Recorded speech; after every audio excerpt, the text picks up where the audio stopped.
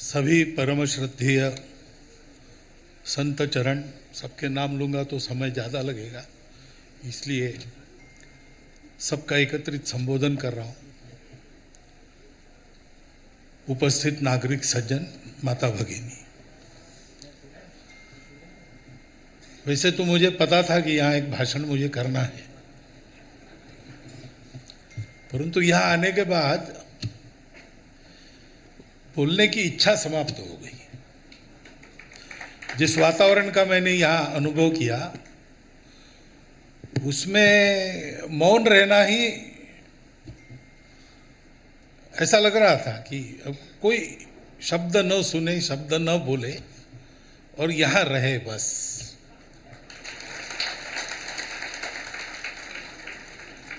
तो इस पीठ की महिमा की प्रत्यक्ष प्रतीति मुझे यहाँ पर प्राप्त हुई। दूसरी एक प्रतीति वो आप सबको है, मुझे भी है और सदा आती है। संतों का स्वभाव होता है कि जिसको अपना मानते हैं उसका छोटा सा भी परमाणु जैसा गुण है, उसको पर्वतीकृत करते हैं, यानी पहाड़ों जैसा बनाकर बताते हैं। परगुण परमाणु पर्वतीकृत्य नित्यम, ऐसा उनका स्वभाव है। तो उस ढंग से मेरे बारे में, संघ के बारे में बहुत कुछ कहा गया, लेकिन आप भी इस स्वभाव को जानते हो, इसलिए उसमें तथ्य और सार आप ग्रहण करेंगे, ये विश्वास है।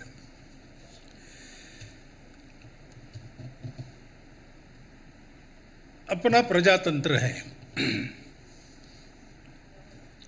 तो अच्छे लोग आने चाहिए। मैं अच्छे लोग कहता हूं तब किसी पार्टी या व्यक्ति का निर्देश नहीं करता हूं। जो अच्छा है वो, क्योंकि जो अच्छा है वो अच्छा ही करेगा। लेकिन अच्छा आदमी वहाँ आए, इसलिए प्रजातंत्र की जो पद्धति है उसमें लोगों को अच्छा होना होता है, क्योंकि ये प्रातिनिधिक प्रजातंत्र है। हम अपने प्रतिनिधि भेजते हैं,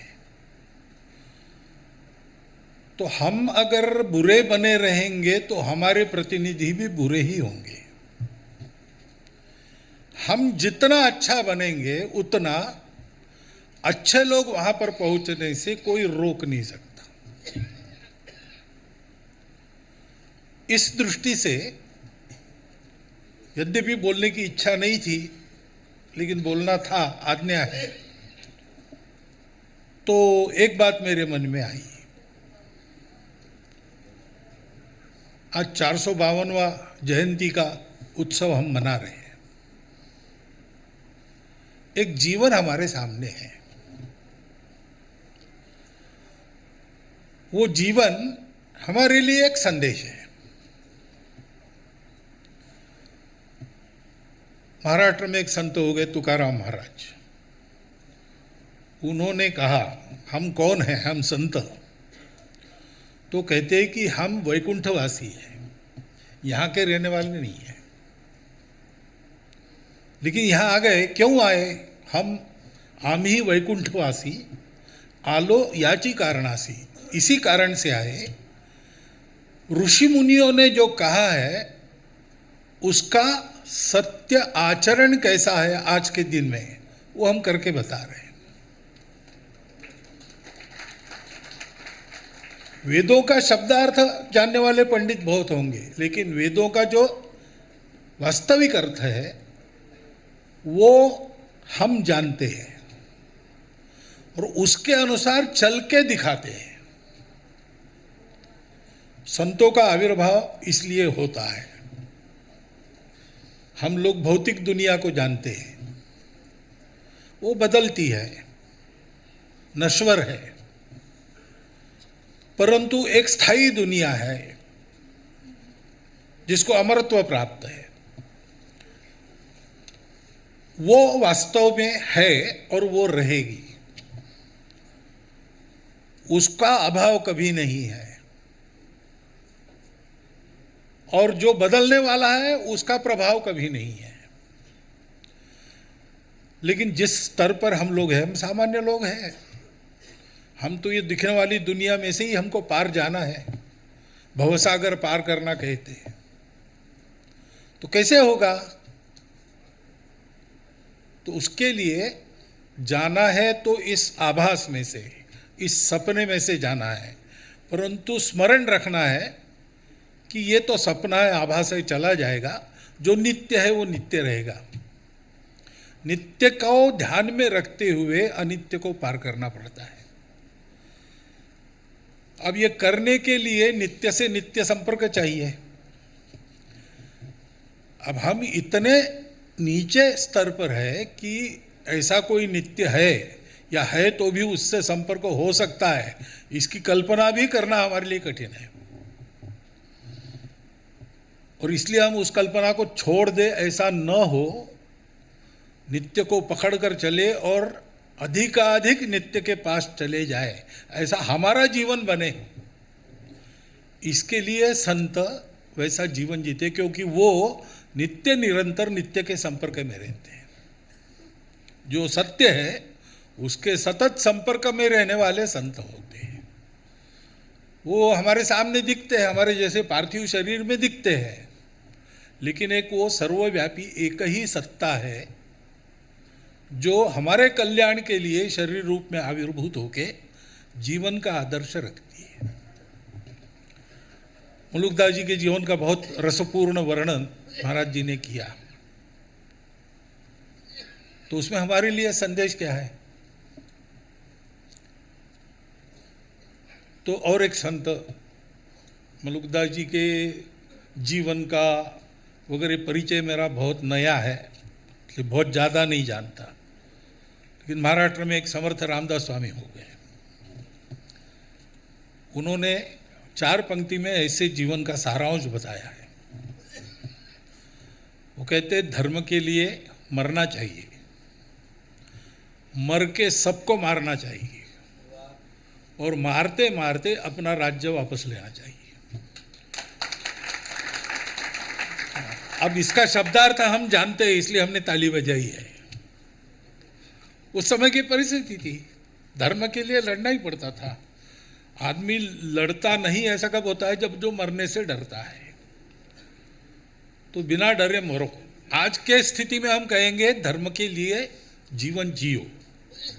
मरना जब आवश्यक है तब मरना भी है, लेकिन जीने की ज़्यादा आवश्यकता है आज।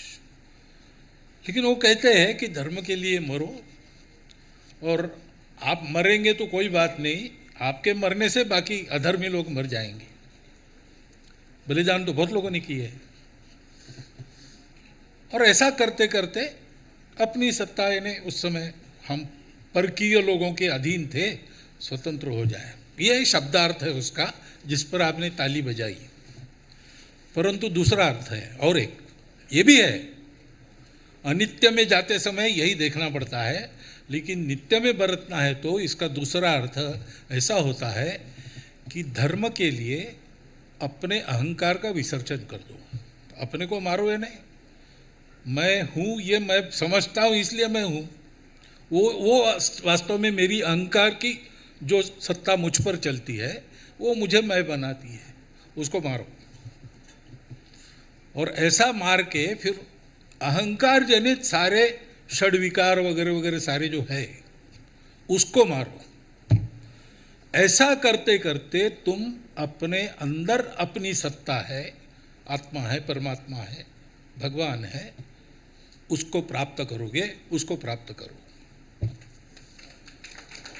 दोनों अर्थ में मुलुकदास जी के जीवन के वर्णन को आप देखिए, वो हमारे लिए संदेश है। भारतवर्ष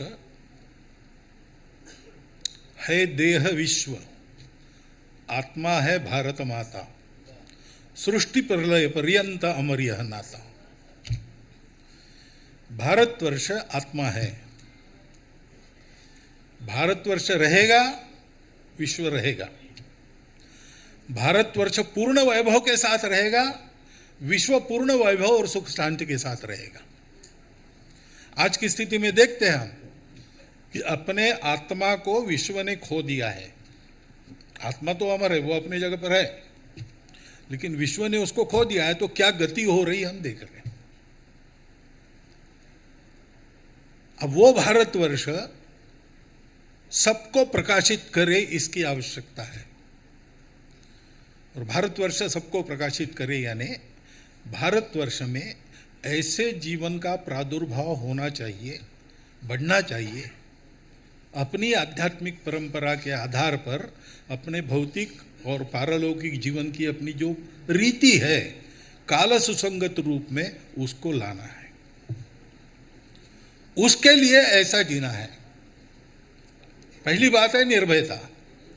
परिस्थितियां उल्टी सीधी दिखती है, आह्वान बहुत सारे हैं, लेकिन एक बात तो निश्चित है, दुनिया में सत्य ही रहता है, असत्य कभी रहता नहीं। ना असतो विद्यते भावो, ना भावो विद्यते सतः। अभाव नहीं होता सत्य कभी, वो रहता है हमेशा। और इसलिए उस सत्य के आधार पर एक जीवन खड़ा होने की आवश्यकता है। और ऐसा जीवन खड़ा होने के लिए सदा सर्वदा, भगवान की कृपा है अपने देश में, सदा सर्वदा हम लोगों के लिए संतों की, साक्षात्कारी महापुरुषों की हमेशा उनका सान्निध्य हमको उपलब्ध होता है, जिनके हम शब्द भी देखते हैं और शब्द के पीछे जो भाव है उस भाव को भी मूर्तिमंत देखते हैं उनके जीवन में। तो इस पथ पर हमको कुछ ना कुछ बढ़ना है। आज ये विचार करना है। संत मुलुकदास जी के जीवन का हम स्मरण करते हैं। 452 वर्षों से ये जो पीठ की परंपरा बिल्कुल उन्हीं आदर्शों को स्वयं जी रही है, उसका विचार करते हैं। वो करते हुए अपने जीवन में ये सारा आना चाहिए। करुणा की बात कही गई ना, धर्म के 4 पैर है, सत्य, करुणा, शुचिता, तपस। सत्य तो है, वो कभी जाएगा नहीं। कलयुग में उसी एक पर टिका है, सब ऐसा कहते हैं। लेकिन करुणा चाहिए। बिना करुणा के धर्म नहीं हो सकता। धर्म का उद्भव ही यहां से है कि सृष्टि है, उसको चलनी चाहिए। चलनी चाहिए इसलिए सबने मिलकर रहना चाहिए। जोड़ने वाला, उन्नत करने वाला धर्म तो सत्य है। करुणा चाहिए, और वो करुणा मन में तब आती है जब जीवन शुचितापूर्ण है, अहंकार से मुक्त है। तो सहज ही हम मैं मेरा के जगह मैं नहीं तुम ही में चले जाते हैं, और फिर सबका दुख अपना दुख बनता है। जितनी भी अपनी शक्ति है उसके साथ दुख हरण में हम लग जाते हैं। मैं कितना कर सकूंगा ये विचार करने का कारण नहीं, जितना भी करेंगे उतना अच्छा ही होगा। स्वल्पमल्पस्य धर्मस्य त्रायते महतो भयात्। तो सूरज ने सोचा कि छुट्टी पर जाएंगे, दिन रात काम कर रहे, कभी विश्रांति नहीं लेते, 7 दिन की कैजुअल लीव।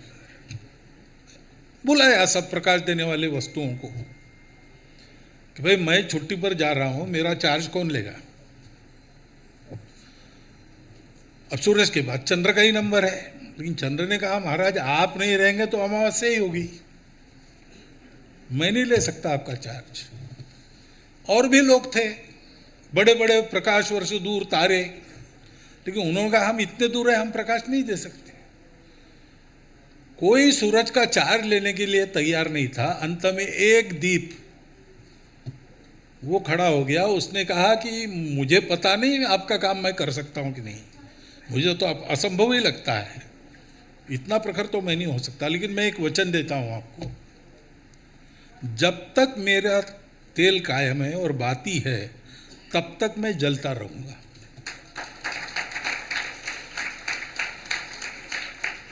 तो भारतवर्ष में 142 करोड़ लोग संतत्व को प्राप्त होंगे ये संभव नहीं है, लेकिन उस दिशा में सतत जीवन जीते रहना, सतत प्रयासरत रहना, छोटी बड़ी जितनी अच्छाई अपनी है उतनी विश्व के मंगल के काम में आने वाली है, उसका जतन करना, उसका वर्धन करना, ऐसा जीवन रखना, ये हमको करना है। ये जितना होगा उतना होगा, क्योंकि व्यवस्था से प्रश्नों का हल नहीं होता। व्यवस्था मानने वाले व्यवस्था को मानते ही, इसलिए प्रश्नों का हल होता है। लाल बत्ती लगाई है, लेकिन लाल बत्ती चलती तब है जब लोग उसको मानते हैं। लोगों ने तय किया नहीं मानना, तो कोई कुछ नहीं कर सकता। पुलिस प्रशासन सब नाकाम हो जाते हैं। तो लोगों का सामर्थ्य है, समाज का सामर्थ्य है। समाज को आप गौभक्त बनाओ, गौ हत्या अपने आप रुक जाएगी।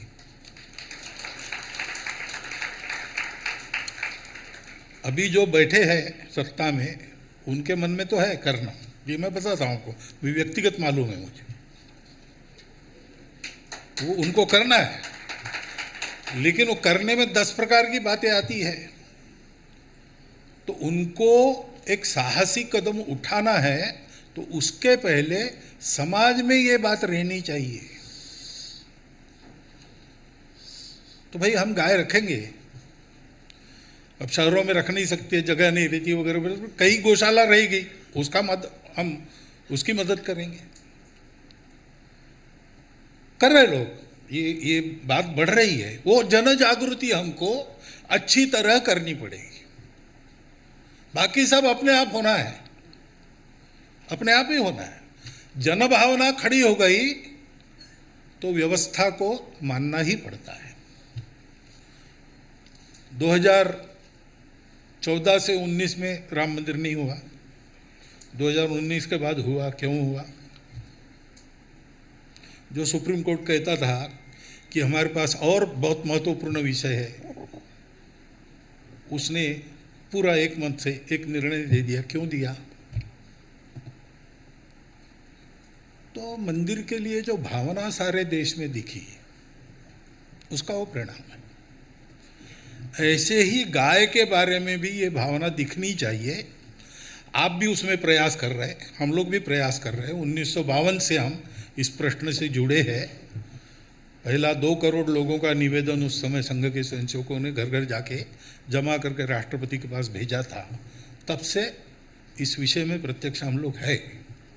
हमारा अनुभव यही है कि जितनी जागृति लोगों की करेंगे, उसी के कारण कई कार्यक्रम हमने ऐसे लिए कि गाय माता है, इस श्रद्धा को भी जगाना, और आज के तथाकथित विज्ञान युग में विज्ञान के भरोसे भी अपनी देशी गाय यहाँ कैसे अच्छी है, पूरी दुनिया के लिए कैसी अच्छी है, उसके दूध के क्या गुण है, पंचगव्य के क्या गुण है, खेती में कैसा फायदा, ये सारा सिखाकर उसका ट्रेनिंग देकर लोगों को तैयार करना,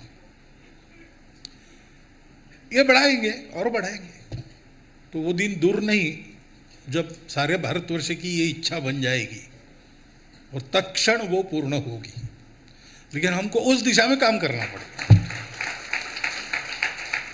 क्योंकि समाज जैसा बनेगा वैसा देश बनेगा। और समाज को कैसे बनना चाहिए, उसके लिए हमारे पास संतों की परंपरा उपलब्ध है, उसमें हमारे जीवनादर्शों को व्यक्त करने वाले सारे चरित्र है। हम जितना कर सकते उतना उनका अनुकरण करने का प्रयास करें। चमत्कार करना नहीं है, वो तो हो जाते हैं, संत करते नहीं है, लेकिन उनको हो जाते, वो शक्ति ऐसी रहती है। उस शक्ति की ओर बढ़ने के लिए जैसा जीवन चाहिए वो करना। अभी संघ के शताब्दी वर्ष में हम पंच परिवर्तन की बात कर रहे हैं, वो एकदम पहला कदम है। उसमें सेवा है, उसमें समरसता है, उसमें नियमित जीवन है, उसमें परंपरा के संस्कार है, उसमें स्व का बोध है। ये पहला कदम है इस दिशा में बढ़ने का। धीरे धीरे बढ़ते जाएंगे, वैसे अपने आप अगली अवस्था के लिए मार्गदर्शन हमको प्राप्त होगा। हम लायक बनेंगे तो हमारे लिए रास्ता अपने आप खुलेगा। इस प्रयास को जितना हम बढ़ाएंगे उतना ये सारी बातें और ठीक हो जाएगी। फिर संतों को कभी तकलीफ नहीं होगी जैसे शाहजहां के शासन में हो रही थी। ये सब नहीं होगा, लेकिन उसके लिए हमको तैयार होना पड़ेगा। हमारे तैयार होने के बाद फिर जिस किसी उपाय से ये सब होता है उस उपाय को करने में हम समर्थ हो जाएंगे तो ये सारी बातें होगी। तब तक हमको काम इस दिशा में करना पड़ेगा, ये सब होने के लिए जो तैयारी होनी चाहिए समाज की उसको करना। और ऐसी तैयारी हमारी हो सकती है, हमने बार बार की है। कुछ बात है कि हस्ती मिटती नहीं हमारी, घनश्याम जी ने कहा। एक कारण ये भी है, उन्होंने कहा कि सरसंघ चालक के आगे बोलना नहीं चाहिए, लेकिन समाज में एक भूमिका होती है तो बोलना पड़ता है। नहीं बोलना चाहिए ऐसा क्यों हुआ होगा? क्योंकि वो बोलेंगे और मैं बोलूँगा तो एक ही बात बोलेंगे, तो आपको एक टिकट में 2 सिनेमा देखने को मिलेंगे, ऐसा हो जाएगा। क्योंकि वही बात उन्होंने कही, ये सारी तैयारी होनी चाहिए। कुछ बात है कि हस्ती मिटती नहीं हमारी, वो कुछ बात क्या है? वो बात यही है कि ये जो आध्यात्मिकता है जिसके आधार पर ये सारा परिवर्तन होता है, सृष्टि में होता है, कोई कुछ भी कहे उसी के आधार पर होता है, अभी तक का यही अनुभव है। वो हमारे यहाँ व्यक्ति में ऐसा परिवर्तन हो, समाज में ऐसा परिवर्तन हो, इसके लिए जो उदाहरण चाहिए, उदाहरण बनने वाली संतों की मंडली नित्य निरंतर हमारे लिए उपलब्ध है। इतनी प्राचीन परंपरा में अनेक आदर्श जीवन हमारे सामने हो चुके, अनेक आदर्श जीवन आज हमारे सामने है। उन सब से बोध लेते हुए अपने जीवन को ठीक करना, अपने जीवन को ठीक करते करते अपने परिवार के जीवन को ठीक करना, परिवार के जीवन को ठीक करते करते जो वातावरण बनता है उसमें समाज के आचरण में परिवर्तन लाना, इसके लिए जितना काम हम करेंगे उतने जल्दी, क्योंकि अब समय आ गया है, भारतवर्ष एक विश्व गुरु देश के नाते फिर से खड़ा होके दुनिया को एक नई सुखी सुंदर दुनिया बनाएगा, कि मेरा विश्वास है। उसके लिए संघ भी काम करता है, संत भी काम करते हैं। आज यहाँ आकर इस अनुभूति को पाकर मैं अपने आप को बहुत धन्य मानता हूँ, और इस अनुभूति को ला देने का श्रेय तो महाराज जी ने बुलाया है, इसलिए मैं यहाँ पर आ गया। तो उनको वंदन करता हूँ, सभी संतों को वंदन करता हूँ। कृपा बनी रहे, साथ में मिलकर काम करेंगे। जो कहीं उल्लेख हुआ भाषण में, संत लोग अपना काम करेंगे, डंडा लेके हम दरवाजे पर खड़े रहेंगे, ये हमारी ड्यूटी है, हम सदा करते रहेंगे। बहुत बहुत धन्यवाद।